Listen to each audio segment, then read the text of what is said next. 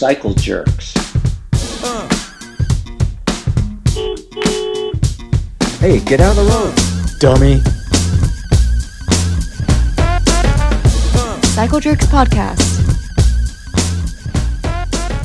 Hello, welcome everybody to Cycle Jerks Podcast. I'm your host, Mike Stewart, and today, this one's been a long time coming, and somebody that I've known for a very long time, and he recently stepped away from the bike business in 2016 after 42 years uh, at one location or one retailer, Bike and Hike in Portland.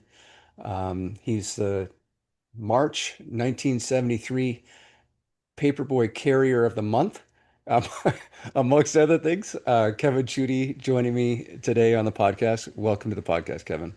Great. Thanks for having me. Yeah, looking forward to this one for a long time. And I think we first met. Giant had a association with the biking solution. Oh, yeah, yeah. Yeah, and we had a meeting up in Portland, and we went to your store, and yeah, I remember. Do you remember that? Yeah. Yeah. Yeah. And were you at the meeting also, or Um, do you recall? and I, Yeah. I don't recall all the details, but yeah.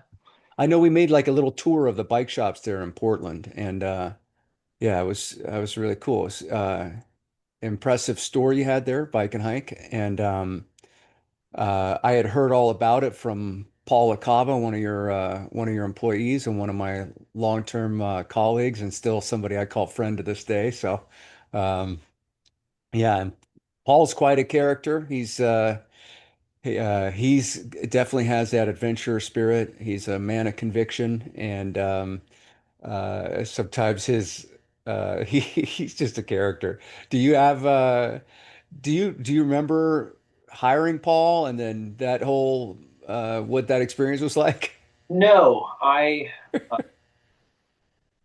you know, Paul definitely was a solid employee. I guess the best story I have, best LaCava story I have, actually involves Kevin Cox, and I can't remember Oh, her first name. Is it Jeff Resnick? Resnick?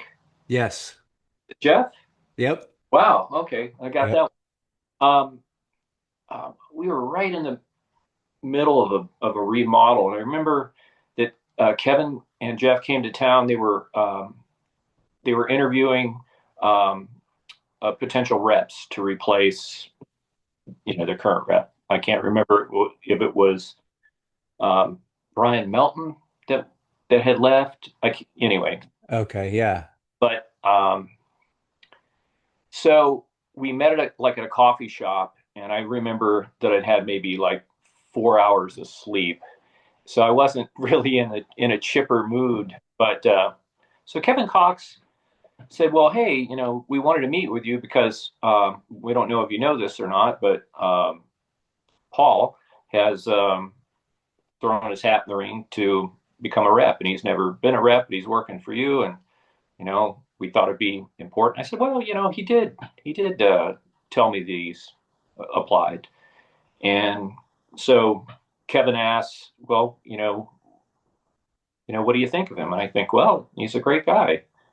Do you think he would work out as a rep?" And I said, "Yes." So they were kind of like, imagine a bike sale. You're interviewing them and they aren't opening up, and I'm just yes, no, kind Yeah. of. And I don't know. Somehow we get to the point to where um, they're prying more about Paul. And I said, "Okay, he's like a chameleon. He has, unlike most bike guys, they move from mechanic to sales to maybe an assistant manager to a manager, and then they just kind of like stall out. There's not much more growth. I've seen it many times." I Yeah. said, "Paul has this ability to adjust and change and adapt to the situation to continue to grow." And they went, "Wow, that's interesting." So then I remember Kevin asked, what sort of weakness does he have?" I said, "Well, I think it would be your ability to estimate his potential correctly. You will underestimate him. And so Kevin kind of sits back and he says, "So let me get this straight.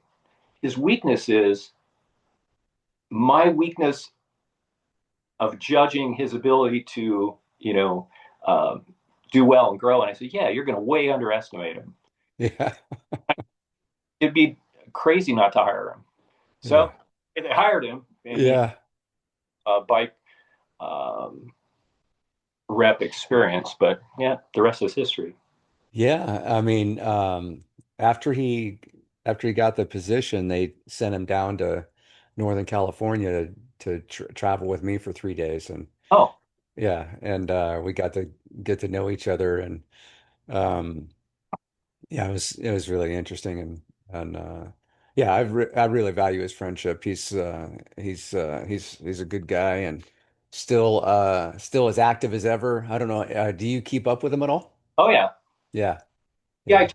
Not that long ago.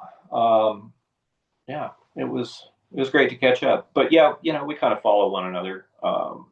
Followed him for a long time. Yeah. Look, and a lot of people have migrated, to Instagram. So, Yeah. Yeah. Yeah. So we always like to find out how you got started with the bike. And I joke, as part of your intro, the 19 March 1973 Carrier of the Month was was that kind of your introduction to the bike, becoming a paper boy, or did it start after before then, you know? well, I grew up in a neighborhood where there were a bunch of um, kids my age, within 1 or 2 years, and I think there were like 8 kids in, within 7 houses or something like that. It was crazy. Yeah. So we just kind of were on the street, you know, riding bikes, fixing bikes, turning them upside down, overhauling Bendix hubs, and you know, Yeah. kidding, popping wheelies, just doing kid stuff. I had a Stingray, and then eventually I got this paper out. I filled in for my neighbor a couple times when he was away, and I thought, hey, I could make some money doing this. Yeah. So a paper route opened up, and I got that, and I learned this valuable lesson. Somebody had been stealing my papers earlier, and my supervisor was upset because he basically had to, leave the dinner table and go deliver a paper that was supposedly stolen. I knew Hmm. it wasn't. So I just thought, how can I solve this problem? It wasn't my fault, but I'm still looking bad. So I just decided that instead of throwing the paper in the little box out by the mailbox post, I would just roll up to the front door and open the storm door and shove it between the exterior door and the storm door so it didn't get wet, didn't get stolen. These were in a lot of duplexes. So, the tips went up. I was really happy about that. My supervisor was excited. And so I just learned that by doing just a little extra, something more than what, most people do, that people would take notice. And it's benefited me all my life as a Yeah. result. You don't have to be, a rock star, superstar, extraordinary. Just, put out the effort, show people that you have intention, Yeah. and carried with me for a long time. So anyway, I'm asked this large sum of money, you can imagine, back in the 70s, and being 6-time paper carrier of the month, I'd kind of topped out. The guy that was ahead of me was, he had like a year or so of paper carrier of the month, so I wasn't going to beat that guy. Sure. So anyway, I wanted to buy a high end bike, and I convinced my mom to drive me to Corvallis. I lived in Albany, Oregon, and it's like 10 miles away. It's a university town, so I knew I could buy a bike there.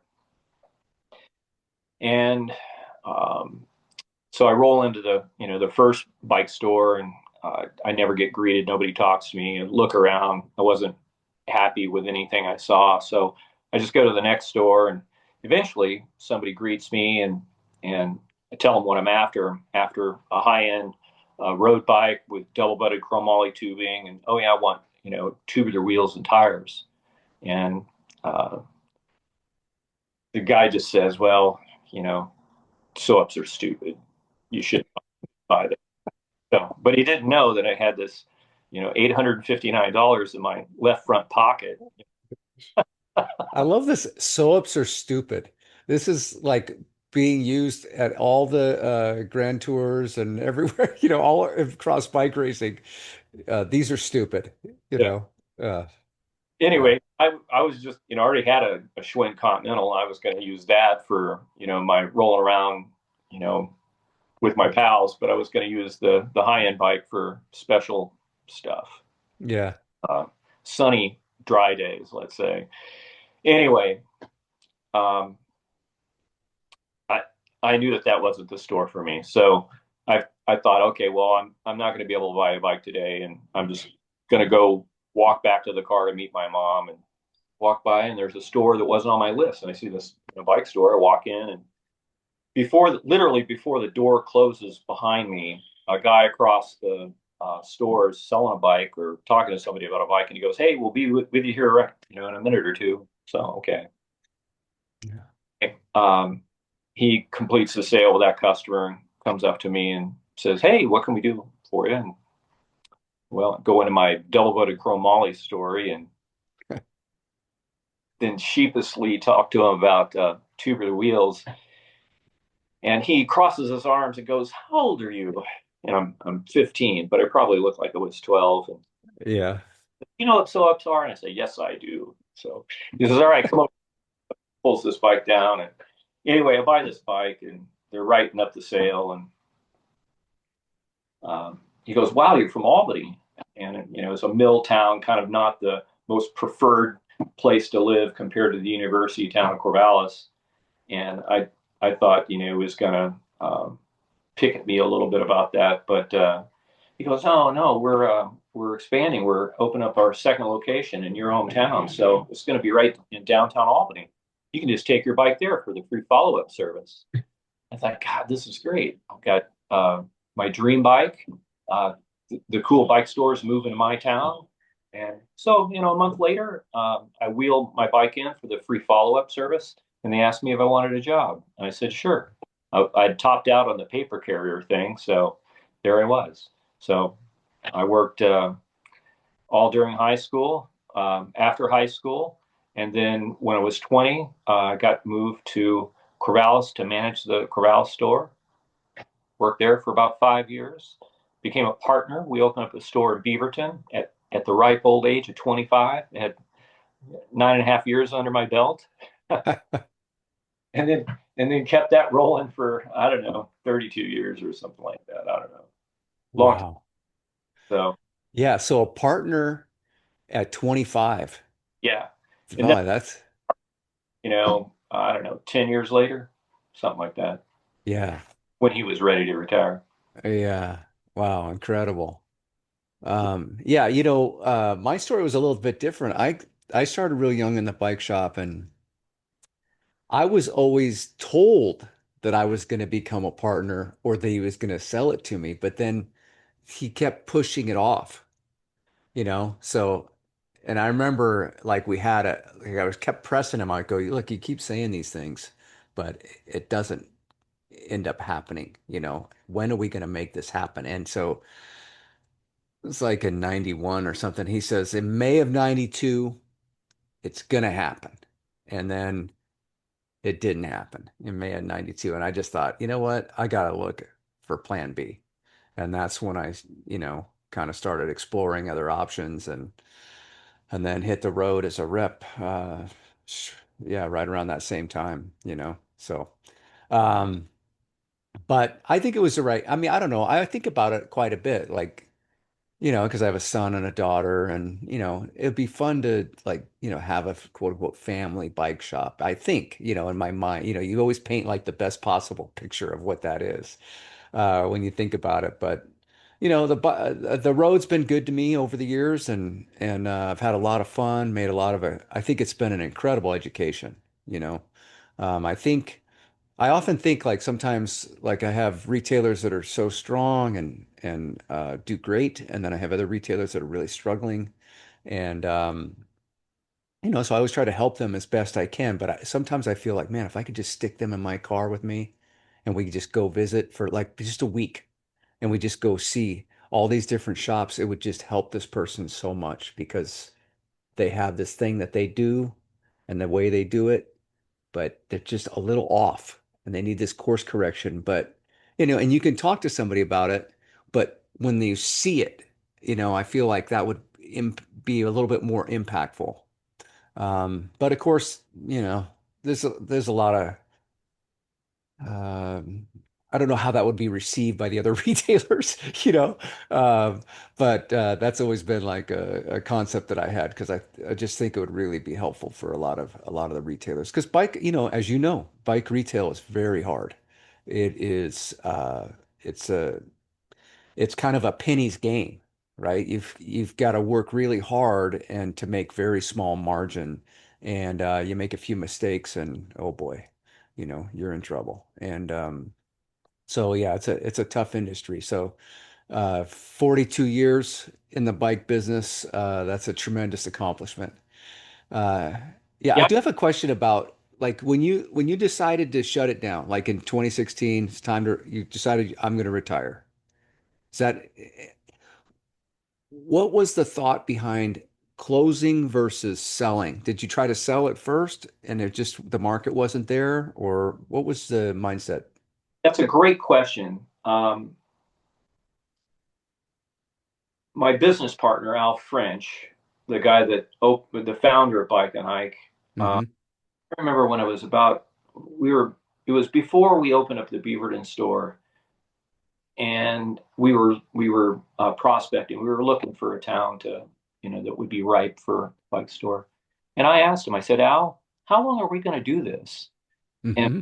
almost finished that last word. He said, until we can't make any money. Oh, And I remember that. And it's like, yeah, you know, so at 25, I kind of was the change in the bike industry. Very, very much a change. And he was kind of, starting to age out. He wasn't, it was hard for him to relate to, you know, the customers, right. or vice versa. The customers relate to him. So um, the Portland market had become very crowded. We went from maybe like 27 bike stores in the metro region, the 3 county region, to over 80. Whoa. Uh, a couple of big online retailers had moved in, and they had brick and mortar and a warehouse, so they could sell. Well, they could buy better, and it's hard to know which door the product goes out. Does it go out in a box out the back door? Or does it go out the front door? So they could get brands that they otherwise maybe couldn't, just being an online retailer. So obviously sales had eroded, and I had a lease that was up for renewal and Hmm. kind of go in 5-year cycles. And I thought to myself, in 5 years, am I going to be any richer? Am I going to be any skinnier? Am I going to be any fitter? And I thought, I my risk tolerance is not what it was when I was in my 20s and 30s. Yeah. I've always thought I would run the business. My goal was to run it for 99 years. Well, if you do that, you really do that for 99 years, you're not going to work all that. You're going to make decisions today that will affect things well past your lifetime. Right. So it sort of makes sense to not, why would you break a business or bust it up or stop it? But if you can't make any more money, you can do other things. And so sales had eroded, and it was very, very difficult. We had also had a long, wet spring that just made the suffering even, compounded. So it's it was also going to be a hard business to sell because my partner had 2 stores with the exact same name in Corvallis and Albany, and I think in Salem at that time too. Um, Hmm. and I had my 4 stores. And so that would have been awkward. And it would probably be more effective if you just had one store, you could sell that. So it was just easier to liquidate. So we kind of Hmm. one at a time.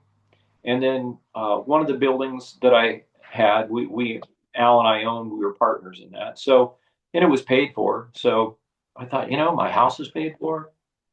We got a building that's paid for. My inventory is paid for. Let's just cut bait. Right. So it wasn't a good decision. It really tore me up until I made the decision, and then I was focused on the solution. How do you liquidate a bike store Mm. or bike stores? And you just do it. So Yeah. it sucked. Um, it's a lot more fun and exciting starting a bike business than ending one. Yeah. But uh, I continue to get calls from retailers that um, they're stuck. You Mm. know, they're Right. kind of out. They're maybe like I was, and they go, Kevin, how do you get out of the bike business? There are ways you can go out with bankruptcy, you can liquidate, you can sell a thing. It's a lot easier to sell a thing because you just get one check, pay it, Right. and go. Um, so yeah, Well, I think it helps when you own your home and you own a building.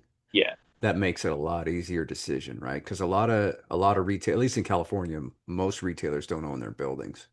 And so, you know, it's yeah, it's like they need to get paid on the way out, and in a significant way. And without owning the building, that it makes it really tough.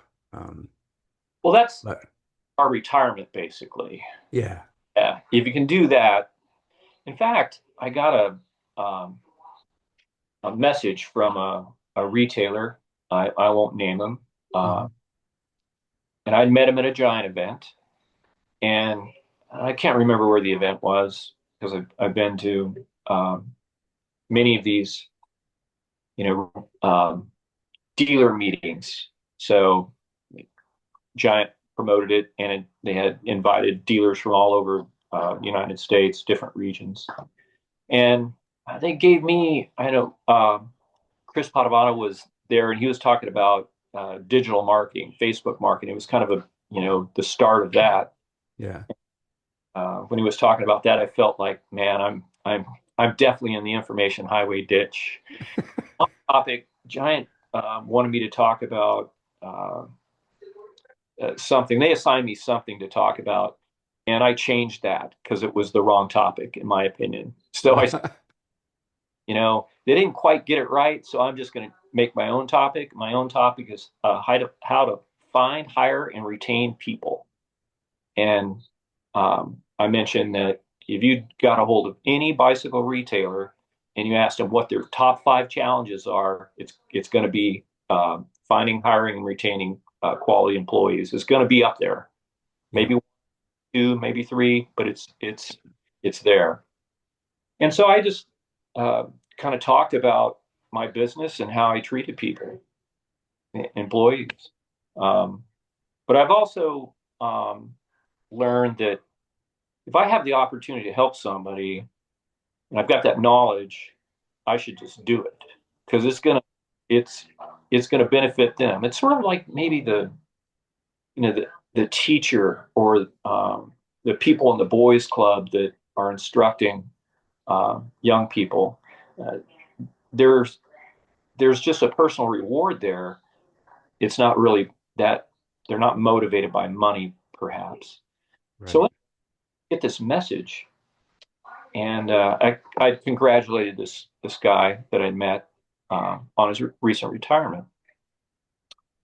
And he sends me a message, and he says, "You have no idea um, how impact how much impact you had on my business.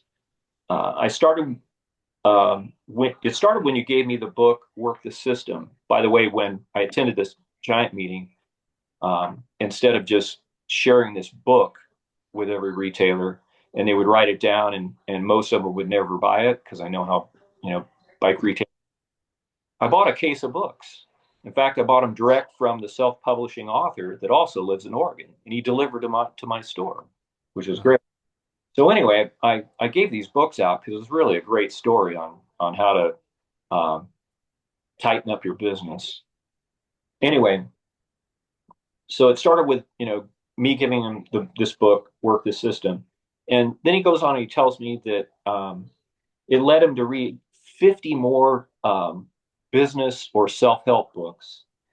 And I had mentioned that the successful way to operate a bicycle retail store is to own your own property, which he wound up doing. He started buying properties over a period of years, and then the next thing I said, you want to own your inventory. You don't want to have the supplier necessarily own all your inventory, because if you make a mistake, right, Yeah. you're down, or the bank.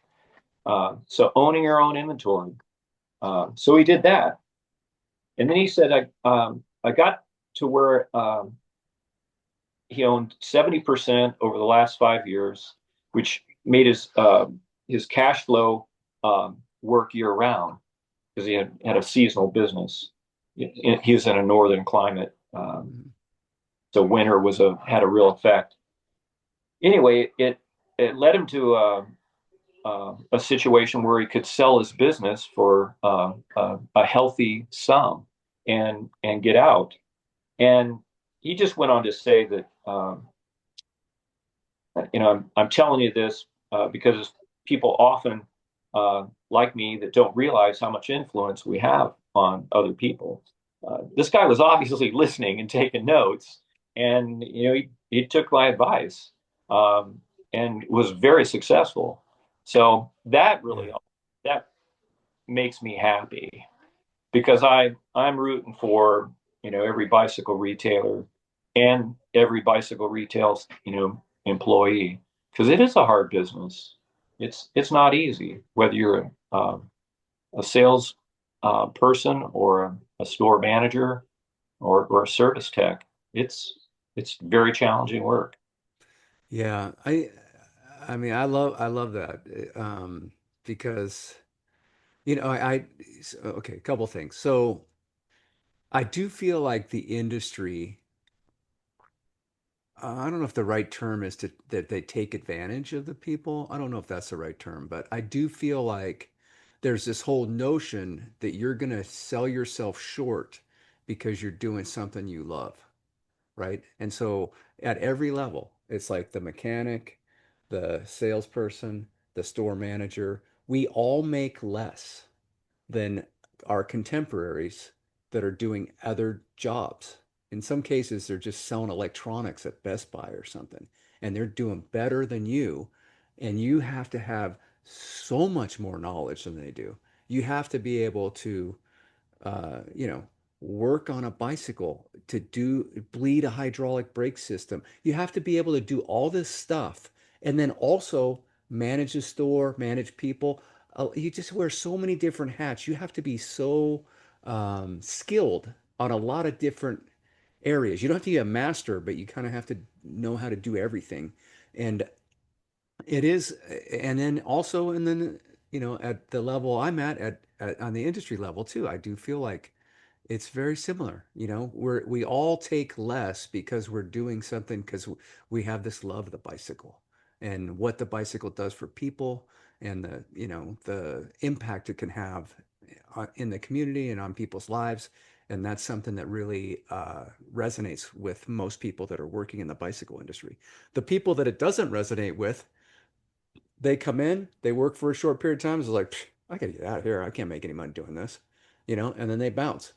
But there's those of us that stick with it because we love it. And a lot of it is that sense that you get when you help somebody, whether it's at the retail level, it's a customer that comes in that's maybe overweight or I can't hear you, Mike.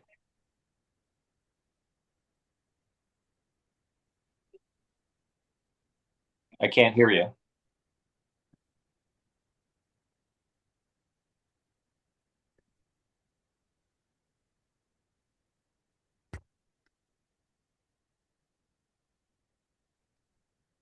How about There we go. I can hear you now. back now? Yeah. Oh, so weird. Okay, I'm apologize for that. Bitch, and not me. Yeah.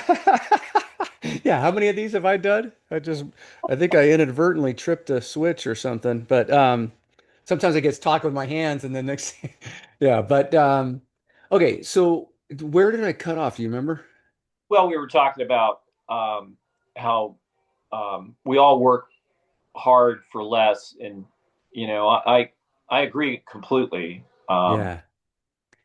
I had the ability to go directly from high school into building construction because I'd taken a building construction class and an advanced architecture class early on, and I had an in. But um, manual labor, very hard. You're working outside, um, and of course, at 18, you're not going to exactly be the boss. You're the grunt, Yeah. and I Wait. do that. I could have made a lot more money for sure, Oh but yeah. said, hey, go to work for $2.40 an hour. That's or whatever the amount was. I think that's what it was.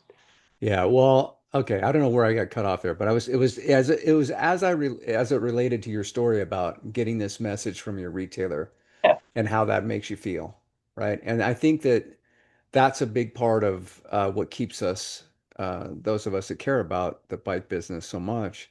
I think that that's what keeps us doing it is that feeling where you're either helping somebody,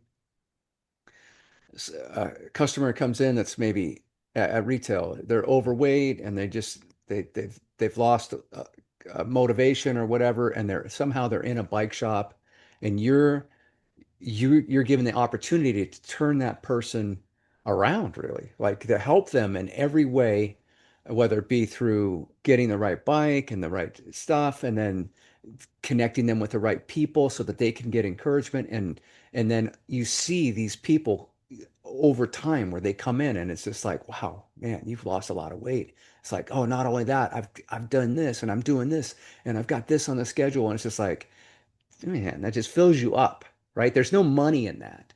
There's no, but it does something for you, And I remember I had a customer that got a DUI, and it was just complete rock bottom, rock bottom. I mean, just a sad story. And he was in there with his grandfather. Grandfather was buying him his bike. And, this guy, we got him going with a little basic mountain bike, and told him about our Saturday rides. And I said, listen, this is going to be really hard, but if you want to come out, we'll shepherd you along, but it's going to be tough. I'm just telling you, and so then the guy started coming on our Saturday rides, and then, I mean, fast forward years later, the guy's just completely turned his life around. He's got into racing bikes and, got a, anyway. So, just those kind of things, uh, you know, you see the power of what you're doing and what it could potentially do for somebody, or even just a family that's there's no rehab story or anything, but they come in and they got a kid, and you get them a trailer and whatever, and then now they're doing adventures on the weekends and enjoying life outdoors, Um, but I do feel like the industry kind of takes advantage of that a little bit, because, you know, darn it, we could be making more money. And I'm at an age now where a lot of my friends are retiring, and it's like, oh man, yeah, you took that government job. Yeah, damn.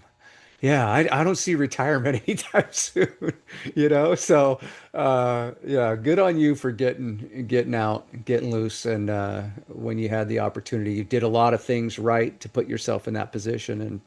And what is it like in retirement now?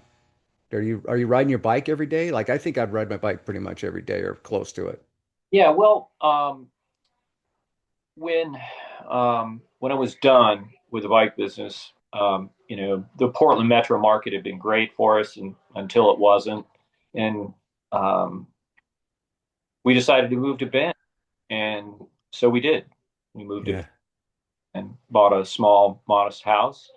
Lived there for a couple years, and decided that Bend was uh, going through a lot of growing changes, a lot of traffic and so forth. And we'd already done the big city thing, so we'd also settled on like a two-story home, and we wanted a one-story home. So we sold it ourselves, um, sold it on the first showing for full asking price, and then we had to buy a house. So um, found a place in Sisters, which is about 25 minutes from Bend. It's actually in a better location as far as being right up against the mountains. It's a stunning backdrop, the Three Sisters Mountains. Um, and for riding, I literally roll out my driveway and I'm on asphalt for about 40 yards. And another 40 yards, I'm at a trailhead for mountain biking. On Saturday, we saw, in excess of 300 cyclists go by our back door, basically. We just look out Wow. from um, sliders, and there they are because it's part of the Oregon Timber Trail. Um, so we have gravel, mountain, and road bike riding right at our doorstep. I don't drive anywhere with my bike to go ride. Don't have to do that. Yeah. So the National Forest Service is just on the other side of my fence, my backyard. So that makes it pretty ideal. So yes, I ride my bike. Uh, but when we first retired, my wife accidentally got a job. Oh man. Yeah, she threw her resume in the pile to be a park ranger in Bend. Um, they call them park stewards, but it's really a park ranger, city parks. And they hired her. Of course, she had tons of experience as a biologist, and she'd worked for national parks, and she'd been a park ranger, before, but she had recently been a senior wetland scientist, so she knows plants and so forth. Her strength is definitely in biology. So I thought, well, what am I going to do? I'm completely unemployable. I don't have a resume. I've never had a resume, never made a resume. I couldn't work for anybody else, right? I mean, you know. Yeah. And then I'm looking at Craigslist, and I see that there's an ad, and it's like written right at me, and I'm just going, oh my God. And I knew this company because I had them come out to our new house in Bend and put in a tubular skylight called a Solitude. Oh. And I loved everything about this business. The person on the phone, um, they gave me an estimate. They showed up on time. They did the work. Um, they did it with a smile. It, it was perfection. And any contractor, that's really hard to see.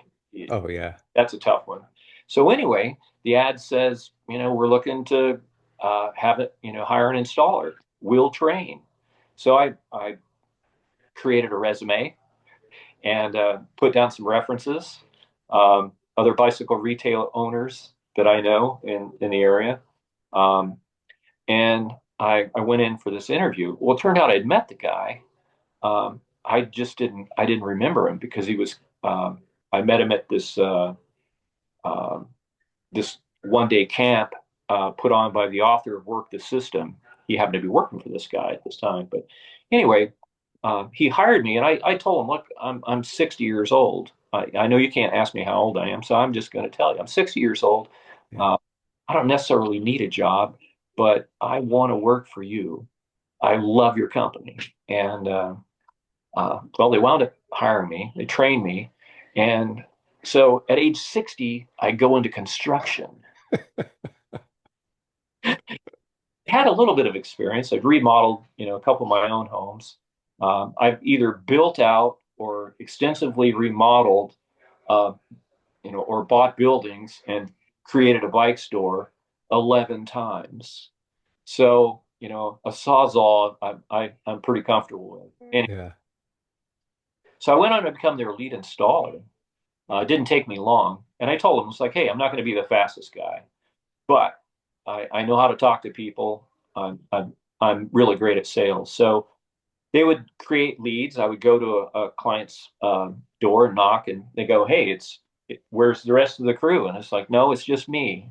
I'm 525 pounds. I'm a guy to cut a hole in my roof and cut a hole in my ceiling in my windowless laundry room and put a skylight in."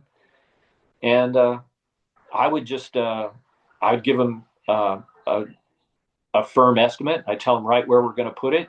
And then I would look for kind of the next dark place. And I'd say, well, you've got this other dark place. Why don't I just give you an estimate for two? Because if I just put one in here, this is going to be your new dark place over here. And they go, sure. And then I put one in and they would just be blown away. It's natural light coming down and through this tubular skylight. And then at night, it's got a little solar uh, light in there that illuminates, kind of gives you a moon glow. So you have light, ambient light that you can, pass through. Anyway, what was happening is uh, I would double the sale, which it's in the bike industry you just call it an add-on, Yeah. but then after 3 years, I was starting to have problems with my hands, and things were kind of winding down. And I gave my notice at the end of the season. They kind of shut down at Christmas time, and they close in January because we have real winter here in Central Oregon. Yeah.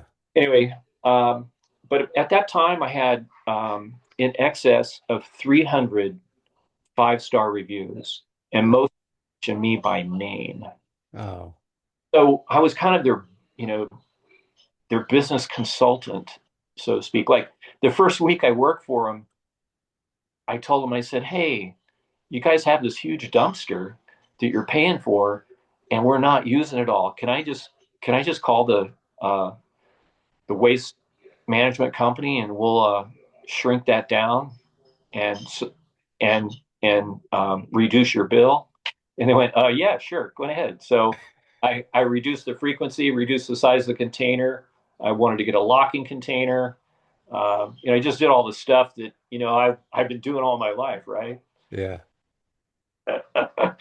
So, I mean, they were a very successful business, and they had things just very dialed. But what I was able to do is just uh, kind of fine tune the stuff that they were missing, because the person that paid the dumpster bill never filled the dumpster, right? So Right. I was I was the guy. So anyway, it was a little humbling, but I wanted to just see if I had the magic. It was just me, and then I had the support team on the phone. That Yeah. that was kind of it, and I helped manage the inventory and so forth, and then as things kind of changed, uh, I embraced kind of some new technology, um, which were solar powered lights, where you couldn't put a tubular skylight in for whatever structural reason. Anyway, so I did that for 3 years, and I loved it. I loved everything about it. Um, but then I kind of just said, well, let's travel. So my wife and I have spent a lot of time traveling. We've been to Nepal a couple times and Oh, done wow. major treks there. Done the trek from Lukla, which is a town you fly into, the world's most dangerous airport, as it's noted, and then you hike from there to Everest Base Camp, and then do the return. So we've done that. We're going to go back and do two treks with the same uh, guide and porter, and then after we do those two treks, this fall, we're going to fly to Bhutan and spend a few days there. And then we'll come back for 3 weeks, and we're going to go to Peru again. We do some pretty interesting work with um, a nonprofit out of Portland called Health Bridges International. And this doctor when he was traveling in Peru in his youth, um, just were impressed with the people, and so he just started this nonprofit, and he um, wound up partnering with other organizations like the Catholic Church and many other organizations, and they have a couple foster homes for boys, but they also do education like neonatal care and so forth. So they do a lot of things for very poor people. Well, these foster boys have either, they still have parents, but most of them were either neglected or abused or abandoned, or worse. Um, and they've taken these boys on, and they found that you give them a bicycle and they've got this thing to maintain. It gives them the liberty. So when they go outside the four walls of the foster home, they can ride together. And then Dr. Wayne Centrone, that started this organization, he was a triathlete, raced bikes. He's very athletic. Um, so it kind of just grew into sort of a race team. Uh, and not everybody races, but this bike race team that I helped found out of our stores like 35 years ago is still going strong. And we have a very wealthy, compassionate, uh, caring sponsor that needs write-offs. So, and if you ever want a sponsor, that's the right kind to have. Yeah. So he's bought to date maybe 30 um, specialized rockhopper hardtails. Whoa, whoa, whoa, whoa, whoa, whoa. 30. Wrong brand. Yeah, well, Right. uh, it's the one that they it's I don't run the team any longer, so I started it, but have really gained a lot of horsepower over the last few years. And we go down, we have this gravel camp, and anybody can attend, but it's like it's a week, and the fee covers all the transportation, the food, and so forth, the whole event. Um, and it's a write off, it's a donation, which is cool for people that can take advantage of that. But so we get to ride in the Sacred Valley, um, outside of Cusco, and a lot of people will tag on a trip to Machu Picchu. So it can Yeah. be once in a lifetime deal, or it can be an annual event. So for myself and one of my neighbors, um, we fly down there and haul bikes, and then what I do is I go through and maintain the bikes, and I do clinics for them. And over the years, we've bought tools and stands, all our old race kits, at 5'7", 125 pounds. Any of my old kits fit all those kids, right? But anyway, we watched some of these boys just get faster and faster. Well, this one boy, um, he and his buddy entered a open pro am, and he won. And then we bought him clipless pedals and cycling shoes. He did that in tennis shoes. Oh my word. So now we've got the two elite boys, some dual suspension race bikes, cross country bikes. So we're doing that every year, and I like that. It's something I'm really good at. I can fly in and get to their foster home, and I just tear through these bikes, and I still have it in me. I can still do it. So Yeah. uh, Yeah, that sounds amazing. That's like a dream, um, for anybody that's lifelong cyclist to be able to do something like that in retirement. Oh my gosh, you know, uh, that's really cool. I was thinking about your solar tube story, and it kind of gets back to the Paperboy story, yeah, right? About just giving a little extra, right? So you were doing something a little extra with your clients, and then you were also doing a little extra with the company, yeah, right? Most employees are not going to take the initiative to notice that. I mean, maybe they notice the dumpster, but it's like that's someone else's thing. That's not my thing. I'm installing. I'm an installer and a sales guy for this. Somebody else that needs to worry about that, And yeah, just doing that little extra, you know. I'm sure it really helped you in retail. I know it's something that I learned early on in retail. Um, and a lot of times it's just like that, we had I don't know if you attended this, but we had an event at North Star, and Andy Buckley, who was the director at North Star, it was a dealer event. Did you come to this? Yeah. Do you remember his talk about information and knowledge? Do you remember this? Yeah. Yeah. And that's something that, like, I have been doing that for years as a retailer, but never really broke it down like the way that he broke it down. And it kind of speaks to your experience when you went to the bike shops, right? So the guys, you had these different kind of, you had the grumpy guy in your hometown. You had the dismissive guy that thought, want to make you feel dumb for wanting the best thing there was available. And then you go to the place where as soon as you walk through the door, hey, I'll be right with you, And it's like just those little things where um just that simple, hey, I'll be right with you, probably like made you feel at home. And then you look around, you can kind of see, and then you have this great conversation. But the information and knowledge, that's something that Andy spent a good deal of time on. And, you know, I had experienced that too, where you go somewhere and, you could look up stuff now, like on your phone or whatever, you just look things up.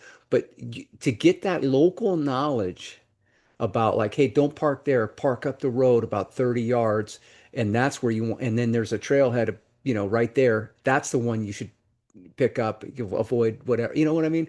There's like this, just doing that little extra. It takes more time to explain these things to people, or to do a little extra, but those are the things that people remember. And you learned it at what was it, 13? Yeah. 13 or yeah. Yeah. 13 years old. The tips started flowing. I wonder if the tips didn't, if you started doing that, and if the only result was your boss wasn't getting complaints anymore about missing papers, I wonder if it would have had the same impact on you as when you started, you got these tips. Do you ever think about that? Well, I believe that um, my paper customers um, were giving me tips because they were saying to themselves, "That kid is hustling. Yes. He's really working his ass off to deliver these papers. He's going to be. Yep. I'm going to just throw him a couple bucks." Yeah. And if you're making the effort and you have good intentions, and you're doing more than what most people, I think it really, we're a service business. That's what Yes. we're. That's the difference. I'm uh, I'm filling in at a bike store. An old buddy of mine, um, a guy that worked for me many years ago, started his own store. Very successful. Probably the best bicycle retail operation I've ever seen in my life. When they call me up, it's like I'm going to say yes. I'm going to come in and fill in because it's like having Michael Jordan call you up and say, "Kevin, we need you on the team. I'm going to be the slowest guy, but I'm going to pass the ball to Michael." And these guys are very successful. But right now, I think we have in the industry we have a real people problem. It's difficult to hire mechanics Yeah. because they're very skilled labor these days. It's important that you have technicians that are really talented. And um, my buddy, this individual that runs this store, he's probably the world's best recruiter. I mean, you can't hire, somebody at 50 or $60 an hour, right? Yeah. Uh, but he's got he's got to find talented, passionate people that are skilled uh, for a modest rate, and Hmm. that's what he does best. But he does all these other things that are pretty incredible as well. Um, anyway, yeah, Yeah. So you're still in the industry. I'm not looking. I don't want a job. In fact, I want to get out of a job. Uh, He needed he needed people like right then, and I said, sure, I'll step in. got So it. I'm just doing a few days here and there. So, but I'm happy to help. Happy. Yeah. Yeah. Well, okay. So in retirement, are you doing any bike racing? Does that interest you at all, or is it more just adventure? I raced bikes for many years, and I enjoyed it. Um, but it's a lot a lot riskier these days because if you crash, which if you race, you're going to crash. It's not Yeah. a matter of if, it's when. And people get messed up. Um, and the older you are, if you break a hip, they start putting bolts and stuff in you. I don't want that. So Yeah. I mostly ride alone, or I'll ride with one other person. I feel more confident and comfortable doing that. Yesterday, I rode from my house to the top of McKenzie Pass, which is a kind of an iconic ride. Part of the road is closed. They just Nice. dug out the big snowbank that um, cuts through that area. You can't go all the way through over to the valley side because they're still plowing that side out. And I rode just out and back, so up to the top of McKenzie Pass and then back to Sisters with um, an old employee. And he's about ready to retire, but he went on to become a deputy district attorney. So Oh. yeah, so he made some real money. Uh-huh. Yeah.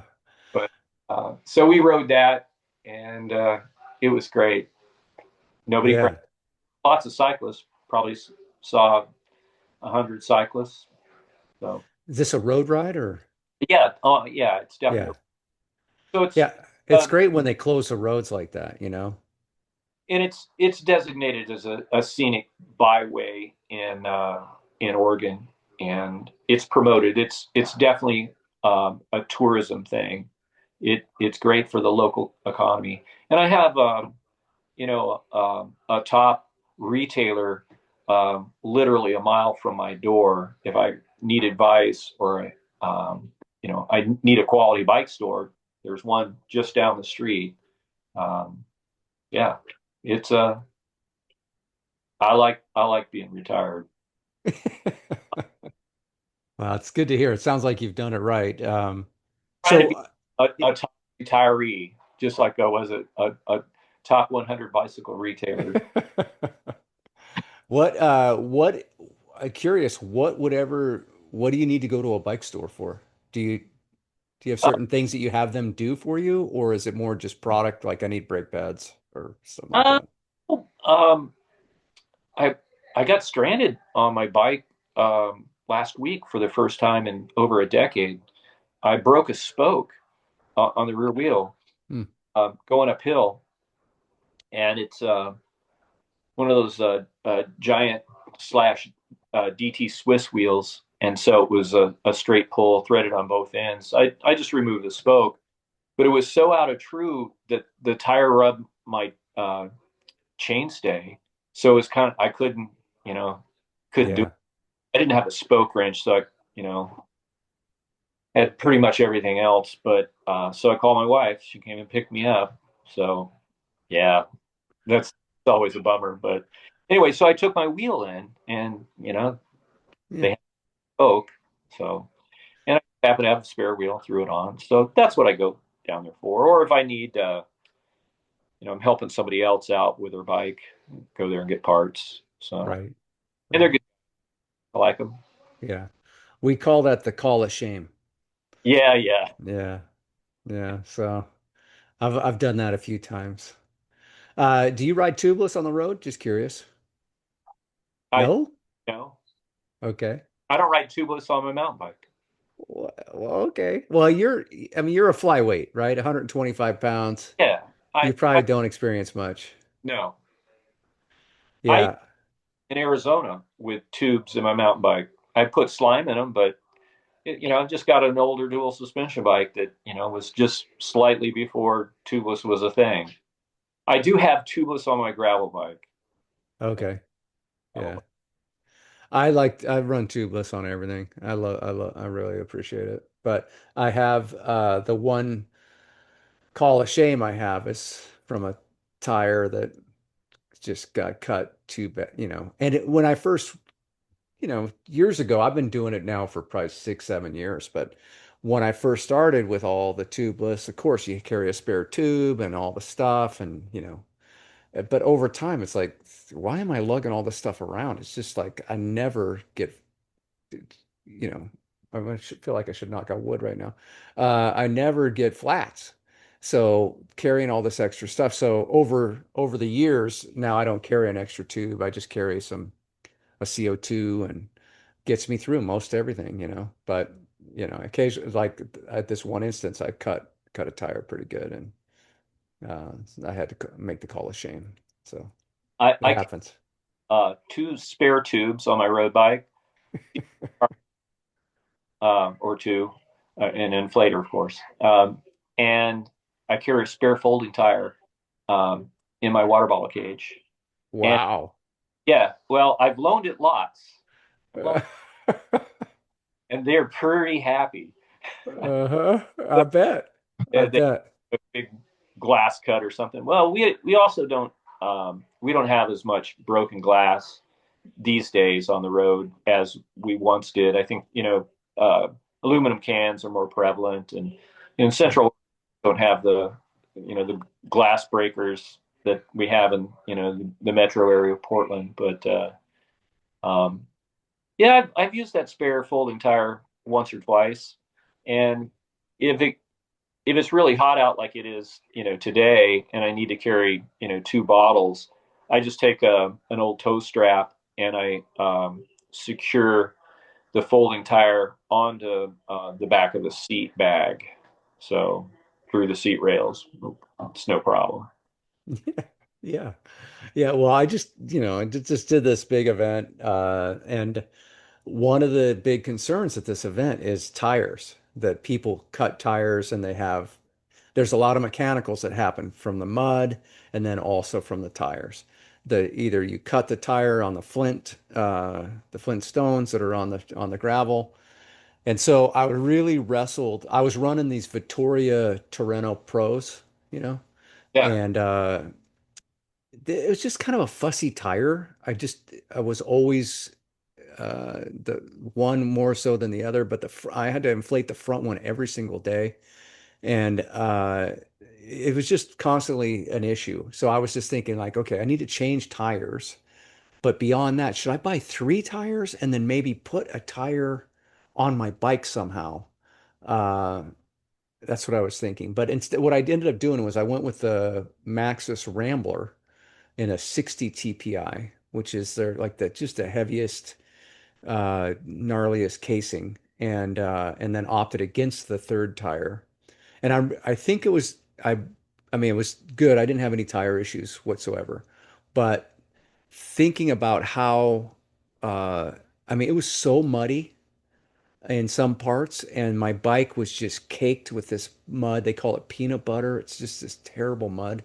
And I was thinking if I had that tire strapped to the back of my seat, I don't even know if it would be, just making it to a point where I could mount it would be challenging. But thankfully, it all worked out. But yeah, I've never strapped a tire to my bike before. That's Yeah. But as someone who had sew-ups probably in the early days, that was pretty common, right? yeah, you had to have. Yeah. Yeah. I love a sew-up. It rides like nothing else, but man, they're a little fussy. But hey, listen, I should probably let you go. I know you have stuff to do. And it's also a work day for me. I'm still working. So, but I want to thank you, Kevin, so much for coming on the podcast and sharing your story with us. And it's the relationship is a long distance relationship, but one I value very much, and I appreciate you making the time for Cycle Jerks. Thanks for having me, Yeah. and congratulations on your uh, Unbound XL. Is that Oh yeah. Yeah. quite an accomplishment, man? I don't know how you handle that. It's complete lunacy. And when you were talking about like a once in a lifetime thing or something you do annually, I'm leaning towards the annually. Really? It Oh, was such a spectacular experience. I did hurt myself. So I don't know if I don't know if I'm just sore or if I'm injured, but I have an Achilles problem that's unfortunate. I tried to ride yesterday for the first time and I shut it down early because the Achilles is so bad. So gee. yeah, but man, it's such a great event. I mean, the people, the Emporia, Kansas it's just a really neat town. And the way that Lifetime does the event, everything is so pro. And I mean, from the swag you get is just killer.